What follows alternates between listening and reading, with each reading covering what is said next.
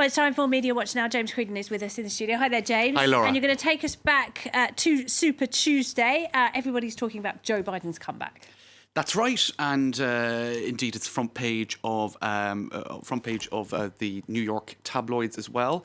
There's a lot of talk about that. One sec, I'll try to pull up the connection. Here it is. He's alive. That's the New York Post, because of course just 2 weeks ago he was written off as basically, politically speaking, dead in the water. New York, the NPR is summing this up as basically a two-horse race now between the ideological poles of the party. Bernie Sanders, of course, much more to the left, and Joe Biden more centrist, if you can kind of put it in those terms. In any case, Donald Trump, of course, reacted, calling with his usual name-calling. Mini Mike Bloomberg just quit the race for president. I could have told him long ago that he didn't have to have what it takes, and he would have saved himself $1 billion, the real cost. That's actually not true. He's doubled it, hasn't he? He has, basically. Why not? Round figure. It's a lot of money, anyway. It is. In any case, Mike Bloomberg kind of hit back with this, well, I'll see you soon, Donald Trump, and presenting the face-off. He won't, will he? Well, not anytime very soon. This is, of course, Darth Vader and Obi-Wan Kenobi, a battle between good and evil. So I think Mike Bloomberg is sort of casting himself in the role of the warrior of the good, I suppose the warrior for good and all of that. It's a little bit simplistic as well.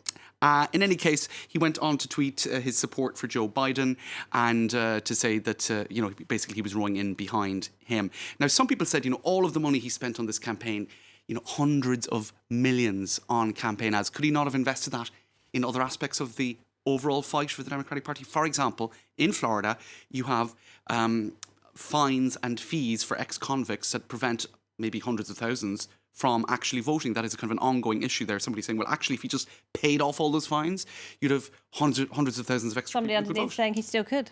Well, that's it. He still could. So, it's hard for, I suppose, Bloomberg to argue that his spending was purely out of the common interest when it was probably out of self-interest a bit too.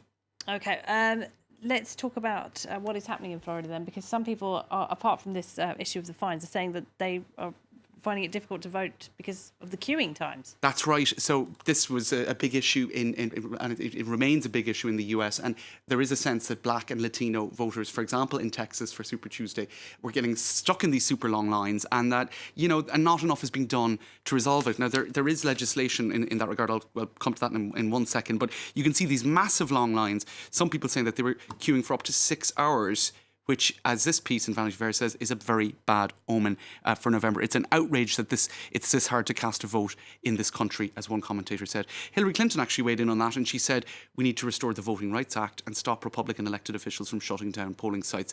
So there is legislation that tries to eliminate racial discrimination in voting, and some people feel that, it's being willfully ignored as an issue, if you like. Now, a lot of Bernie Sanders supporters are upset today. They smell something of a stitch-up.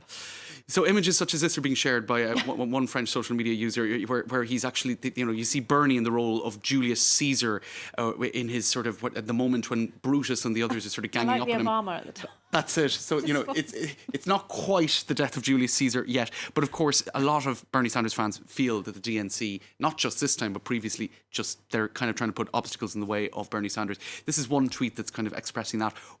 Elizabeth Warren, who of course stayed in the race. Still in there. This is her after tanking the candidate who most shares her views and goals, so she can stay in the inner circle of the DNC, where her views and goals won't be accomplished. In other words, if she stood out, Bernie would do better. And even Donald Trump basically said that in a tweet. If Elizabeth Warren wasn't in the race, Bernie Sanders would easily have won various of states. Now others say, actually, no. It's nice he has so much advice for the Democrats, isn't it? It is. It's completely... Sure, they appreciate that. It's just selfless help, Others saying a lot of Elizabeth Warren voters will go to Biden, but not because Bernie fans are rude. Many of her voters, largely property-owning professional class white people, saw her as protecting them from a working class movement, not fighting for one. In other words, some people say Elizabeth Warren, really, she's kind of a populist for the professional class, and the people who would vote for her, actually, they're probably more likely to go for Biden. So it's kind of unclear. Anyway, lots to say on that. Are you going to tell us a bit about the coronavirus? Coronavirus, yes. But I want to hear this first. Jill Biden. Okay, that was a kind of a photo shoot moment, right, where she lashed out at somebody who came up protesting. And what is this person trying? She's holding up some sort of anti-Biden banner, And look at the way Jill Biden fought this person back. And some people saying, really, this is the kind of first lady we deserve, which is kind of bodyguard you like. Well, bodyguard indeed. I suppose it's not entirely relevant to the politics, but there you go. It was an image. It is a good image. Very quickly on the coronavirus then. All right, couple of stories on that because it's getting, of course, a lot of traction every day. This is in Iran, where Iranian medical staff, of course, where Iran has been badly hit by the coronavirus, have been joining dancing challenges in a bid to cheer up people in hospitals, and it's been getting a lot of shares online. People saying, look, they're showing their human spirit. By the way, dancing is forbidden in Iran, says that tweet there. I'm not sure I don't know if that's entirely true. And just kind of for the flip side of the coin, this is a piece in the French media talking about how in Belgium, basically there was a special offer in a beer store where they said if you buy two Coronas, you'll get one sudden death beer. That's a brand in Belgium, Mossubit. And basically a little bit tasteless. People were saying, oh, it's Belgian humour. Other people were saying, actually, well, people are dying from this, so famous maybe Belgian humour. Well, that famous Belgian deathly humour. In any case, they got some criticism in the Belgian media. James, thank you very much indeed. James Green there with Media Watch.